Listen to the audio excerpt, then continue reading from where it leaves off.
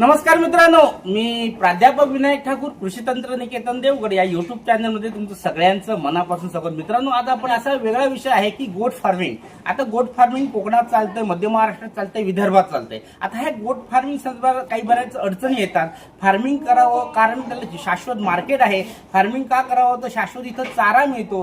Farming का करावं तर मुबलक पाणी आहे कोकणामध्ये, आणि म्हणून आपण जर फार्मिंग हे केलं तर हे उत्तम आहे, कारण शाश्वत मार्केट आहे. आज 700, 750, 800 रुपये किलो बकऱ्याचं मटण आहे. त्याच्यापासून ब्रीडिंग करून तुम्ही वेगवेगळे व्हरायटी तयार करू शकता, क्रॉसिंग करू शकता, बऱ्याच काही गोष्टी करू शकता. आज आपल्याबरोबर भोसले साहेब आहेत. त्यांचा एक उत्तम फार्म आहे. तो कुठे आहे, कसा आहे, किती आहे, किती शेळ्या आहेत, काय काम करतायत, काय युनिक फार्म आहे, या संदर्भात संपूर्ण माहिती आपण आजच्या छोट्याशा ब्लॉगमध्ये घेणार आहोत.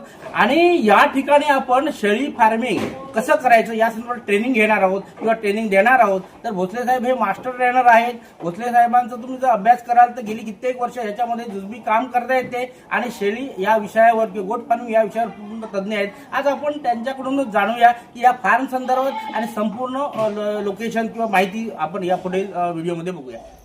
मित्रांनो, ज्या शेतकऱ्यांना छोटं किंवा मोठं युनिट चालू करायचं असेल किंवा बँक सबसिडी घेऊन शेळी पालनाचा व्यवसाय करायचा असेल, त्यांनी प्रशिक्षण, प्रमाणपत्र किंवा कर्ज योजना किंवा प्राणी देऊन युनिट चालू करण्यापर्यंत संपूर्ण माहिती, मार्गदर्शन, प्रॅक्टिकल, आणि ज्यांना या संदर्भात अधिक माहिती पाहिजे असेल त्यांनी या व्हॉट्सअप नंबरवर संपर्क करा. म्हणजे तुम्ही स्वतःचं युनिट कोकणात चालू करू शकताय, तुमच्या गावामध्ये ते चालू करू शकताय, आणि त्या संदर्भात लागणारी संपूर्ण माहिती तुम्हाला नंतर दिली जाईल. व्हिडिओमध्ये बघूया. भोसले साहेब, मला सांगा की सर्वप्रथम आधी आमच्या दर्शकांना तुम्ही ओळख करून द्या.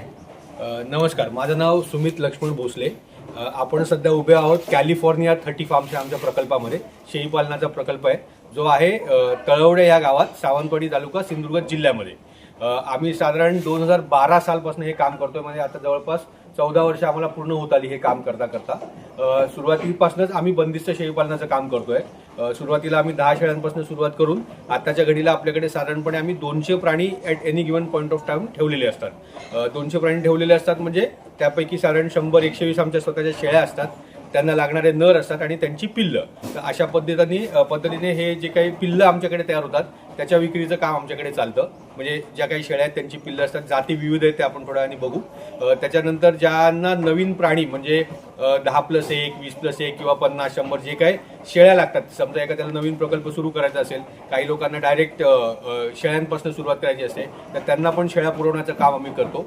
त्याचबरोबर जे ॲक्च्युअल शेळीपालनाचं उत्पन्न आहे, जे ॲक्च्युअल शेळीपालनाचं उद्देश आहे, मटणासाठी जे शेळीपालन केलं जातं किंवा खाण्यासाठी प्राण्यांचे जे पालन केलं जातं, तर त्याच्यासाठी सुद्धा आम्ही प्राणी पुरवतो. असं विविध अंगी शेळीपालनमधले जे काही उत्पन्नाचे सोर्स आहेत ते सगळे आम्ही टॅप करण्याचा प्रयत्न करतो. त्याचबरोबर आमच्याकडे लेंडीचं सुद्धा खूप चांगल्या पद्धतीचं विनियोग केला जातो, ज्याच्यामध्ये आमचा बंदिस्त प्रकल्प असल्यामुळे आमच्या लेंडीमध्ये कुठल्याच प्रकारची चार किंवा तण रुजत नाहीत जेव्हा आमची लेंडी वापरतात माणसं. तर त्याच अनुषंगाने आम्ही अख्खी लेंडी म्हणजे अखंड लेंडी अशाच तशी विकतो. त्याच्याबरोबर पूड केलेली लेंडी म्हणजे पावडर लेंडी सुद्धा आम्ही विकतो.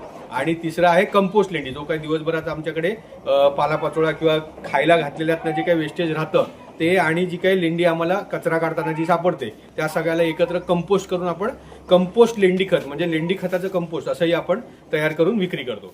आपल्याकडे एकूण टोटल क्षेत्र किती आहे? आता आपल्याकडे शेळी पालनाखाली आम्ही 4 एकर क्षेत्र वापरतो. त्याच्यामध्ये 4 एकर जे क्षेत्र आहे ते त्यापैकी साधारणपणे 4 गुंठे फक्त आमची शेडची जागा आहे, 4 ते 5 गुंठे. बाकी सगळं जे काही क्षेत्र आहे ते आपण चारा लागवड केलेली आहे. आता चाऱ्यामध्ये आपल्याकडे अविरत पद्धतीचा चारा आहे, ज्याच्यामध्ये नेपियर आलं, CO3 आलं. त्याच्यानंतर आपण मक्याचा हिरवा चारा करतो. म्हणजे हे जे काही चारा जो काही म्हणतो तो आपण सगळा हिरव्या चाऱ्यासाठी ही जागा वापरतो. आमच्याकडे लागणारा 200 प्राण्यांसाठी लागणारा जो काही हिरवा चारा आहे तो सगळा आम्ही स्वतः बनवतो, तो विकत आणत नाही. आणि बाकी जो काही सुका चारा आणि खुराक जो आहे तो आम्ही विकत आणतो दर महिन्याला, किंवा सुका चारा आहे जो वर्षभराची साठवण करावी लागते, आणि खुराक जो आम्ही वापरतो तो दर महिन्याला विकत घेतो. आता मला सांगा, तुमच्याकडे जो चारा आहे त्याच्या व्यतिरिक्त जो जंगली चारा आहे तोही वापरताय का तुम्ही, किंवा तो चांगला का शेळीसाठी? हो, तो चांगला खूपच आहे. तसं बघायला गेलं तर शेळी 200 प्रकारचा पाला खाते. अरे वा. ठीक आहे, विविध प्रकारचा. ज्या ठिकाणी शेळी उभी आहे, म्हणजे जसं कोकणातले काही पाले आहेत, पश्चिम महाराष्ट्रातले काही पाले आहेत, विदर्भात काही पाला मिळतो, ते ज्या ठिकाणी शेळी आहे त्या ठिकाणचा शेळी पाला खाते. फक्त पाल्याचं जेव्हा आपण मोठ्या क्वांटिटीमध्ये म्हणजे बंदिस्त शेळीपालन आणि ते पण खूप मोठ्या क्वांटिटीमध्ये जेव्हा करतो तेव्हा आम्ही चाऱ्याकडे बघण्याचा आमचा दृष्टिकोन थोडासा वेगळा असतो. म्हणजे आमचा प्रयत्न असतो की आम्हाला तो चारा अविरतपणे प्लॅनिंग सकट मिळाला पाहिजे. त्याच्यासाठी आम्ही गवतवर्गीय चाऱ्यावरती लक्ष देतो. आणि जो तुम्ही म्हणताय झाडपाला, तर झाडपाल्याचं पण आम्ही काय करतो की त्याला आम्ही स्केअरसिटी फॉडर म्हणजे ज्यावेळेला समजा गवत उपलब्ध नाही, कधी कधी अचानक खूप जास्त पाऊस होतो, कधीतरी पाऊस कमी होतो, गवताची वाढ कमी होते, थंडी गरमी जे काही कारणं असतात, त्यावेळेला जेव्हा आम्हाला गवत वर्गीय चारा कमी पडतो तेव्हा आम्ही झाडपाला वर्गीय चारा वापरतो. आणि पर्टिक्युलरली आता आपण कोकणात उभे आहोत बरोबर, तर कोकणामध्ये फणस हे जे झाड आहे ते शेळीच्या चाऱ्यासाठी सर्वोत्तम आहे. म्हणजे त्याचा जो काही पाला आहे तो, जसं आता काही पाले जे असतात म्हणजे आपण म्हणूया आंबा म्हणा, फणस सोडून द्या, आंबा रुंबड वगैरे जे पाले आहेत तर त्याचा जो पाला आहे तो जून झाला तर शेळी खायला बघत नाही. ठीक आहे, गिरीपुष्प म्हणून आपल्याकडे झाड येतं, आपण त्याला खताचं झाड म्हणतो. त्याचा कवळा असेल तर खूप आवडीने खातात, पण जून झाला तर पाला तर खायला बघत नाही. फणस हे एकमेव झाड असं आहे की त्याचा कितीही जून असला तरी किंवा तुम्ही झाड बेनून ठेवल्यानंतर पानं खाली पडल्यावरती 8 दिवस सुकलेली पानं सुद्धा तेवढ्याच आवडीने शेळी खाते. आणि त्याच्यामध्ये प्रथिनाचं कंटेंट खूपच चांगलं असल्यामुळे त्याचं हे रिसर्च सुद्धा झालंय की शेळीचा पाला हा खूप चांगला आहे. आणि मुळात आपल्याकडे फणस लोकल आहे, त्याला काही फवारणी करावी लागत नाही, काय नाही. सो आम्ही फणसाची लागवड करतो आणि अदरवाईज जे काही गावातले फणस आहेत ते नक्की वापरतो, प्लस लागवड केलेल्या फणसाची. आणि तुम्ही म्हणला समजा बाकी आंबा, फणस, रुंबड, उंबर, काट्यासन, पाल्यासन, शिवण, कांदळ, खैर, ऐन, गिरीपुष्प, गुळवेल, करवंद, बोर, बऱ्याच प्रकारचा शेळीपाला खाते. आणि ज्याला ज्याला शक्य आहे ते घालणं तो नक्की घातलेला चांगला. समजा एखाद्या शेतकऱ्या नवीन आहे आणि त्याला एक समजा एक छोटं 10चं युनिट करायचं आहे, तर त्याला करण्यापासून तर शेड पासून ते संपूर्ण मार्गदर्शन तुम्ही करू शकताय का? हो, आम्ही ते ऑलरेडी करतो सुद्धा. म्हणजे 5, 10, 50, 100 अगदी आम्ही 500 प्राण्यांच्या प्रकल्पाला सुद्धा कन्सल्टंट म्हणून काम करतो. एक्झॅक्टली. सो त्यामुळे अगदी बेसिक पासून हाताला धरून फक्त एक आहे की आम्ही त्यांच्या इथे जाऊन काम नाही करू, काम त्यांना करायचं, पण मार्गदर्शन कम्प्लीट करतो. आता हे मार्गदर्शन तुम्ही एखाद दुसरी विजिट त्याच्या फार्मवर आणि बाकी इथं देऊ शकताय. हो, तसंच असतं. महाराष्ट्रातले शेतकरी समजा काही समजा असं ग्रुप वाईज तुमच्याकडे आले तर तुम्ही त्यांना संपूर्ण मार्गदर्शन देऊ शकता. म्हणजे 2 दिवसाचं 4 दिवसाचं ट्रेनिंग आपण करू शकतो. ऍब्सोल्युटली करू शकतो, काहीच प्रॉब्लेम नाही. ठीक आहे. आता मला सांगा की हा जो चारा जो आहे, हा चारा कापणीसाठी तुमच्याकडे जो लेबर आहे तो टोटल एवढ्या ह्याच्यासाठी कितीचं काम करतोय? आता आपल्याकडे साधारणपणे तुम्ही बघितलं तर वरती आता आपण बघितलं 5 महिला आहेत आपल्याकडे. आता 5 महिला ज्या आहेत आमच्याकडे आमचे 2-3 प्रकल्प आहे. आमचं शेळी पालनाचं आहे, आमचं आंब्याचं काम असतं, आमचं आता हल्लीच आम्ही नवीन सस्यपालन सुरू केलं. तर त्यामुळे हे जे काही सगळं आमचं लेबर आहे किंवा आमची जी काही वर्कफोर्स आहे ती आम्ही डिवाइड केलेली आहे सगळ्या याच्यामध्ये. आणि सगळ्यांना सगळं माहिती असलं पाहिजे असं आमचं मत आहे. त्याच्यामुळे जे सस्यपालनातले तेच शेळीपालनात काम करतात, शेळीपालनातलेच आंब्यात काम करतात. फक्त महिला जे आहेत ते आम्ही शक्यतोवर प्राण्यांशी निगडीत जेवढं आहे तेवढं महिला करतात. आणि जे शेतीचं काम आहे म्हणजे चारा लावणं, चारा कापणं, झाडं बेधणं हे पुरुष मंडळी करतात. तर सध्या आपल्याकडे 5 महिला आणि 2 पुरुष असं आणि मी 8वा असं करून आपण टोटल 8 जण हा आमचा अख्खा सगळा प्रकल्प सांभाळतो. मला सांगा, तुम्ही आंतरपीक म्हणून तुम्ही चारा पीक करताय, मग हे आंब्याच्या क्षेत्राच्या खाली करताय तर क्षेत्र किती आहे? हा, तर जे आंब्याच्या क्षेत्राखाली करतो ते साधारण 2 एकर आहे. म्हणजे आंब्याची आमची जुनी बाग आहे, तर त्या बागेच्या आतमधली जागा जुनी लागवड असल्यामुळे गुंठ्याला 1 झाड मध्ये 30-30 फूट जागा रिकामी जाते. त्याच्यात आम्ही चारा पिकं लावलेली आहेत. आणि बाकी आम्ही जो काही चारा करतो सगळा मळ्यात करतो. मळ्यात सुद्धा आम्ही अविरत पद्धतीचा चारा आणि मका म्हणजे भात कापणी झाली की त्याच्यावर आम्ही लगेच मका पेरतो, तो एकदा कापतो, परत पेरून परत अजून एकदा एप्रिल-मे महिन्यापर्यंत कापतो. असं 2दा मका करतो आणि तिसऱ्यांदा परत त्या जमिनीत आम्ही भात शेती करतो. आता बघितलं तर तुम्ही काही कापणी केलेली आहे, कापणी केल्यानंतर परत कापणीला यायला किती दिवस जातात? साधारणपणे ऍव्हरेज आपण 60 ते 75 दिवस पकडतो. म्हणजे वेगवेगळाच आहे. एक पॅराग्राफ नावाचा चारा आहे, दर महिन्याला कापणी येतो. नेपियर वगैरे सारखा जो चारा आहे तो आपल्या भागात पाण्याचं आणि बाकी सगळं नियोजन बघता साधारणपणे 60 ते 75 दिवसात आम्हाला मिळतो. तोच चारा पावसात मला 50 दिवसाला पण कापायला मिळतो. तेवढ्या प्रमाणात पाणी उपलब्ध असतं. तुती सारखा चारा वापरताय का तुम्ही? मलबेरी तुती आहे किंवा आम्ही सुबाबुळची पण लागवड केलेली आहे, सुबाबुळ पण आहे.